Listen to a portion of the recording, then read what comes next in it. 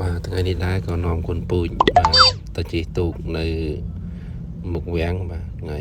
សម្រាប់ពីការងារហ្នឹងហើយគេឃើញទូកគេហៅមកគេនៅទីណៃចោះហើយចាប់ផ្ដើមចោះហើយបាទនេះទូកមកវិញ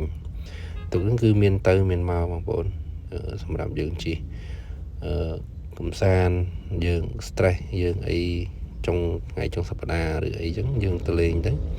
បាទតម្លៃធូរថ្លៃដែរទេបងប្អូននេះគឺទីធ្លាមុខវាំង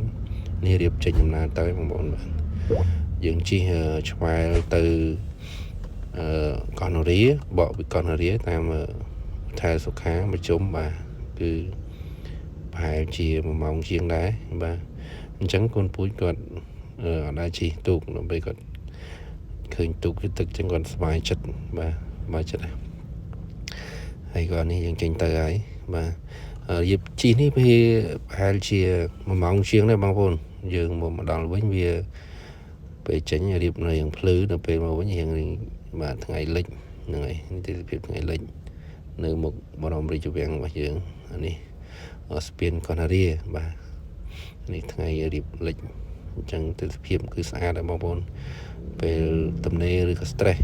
អីក៏បងប្អូនមកកំសាន្តនេះគឺបាទព្រះច័ន្ទ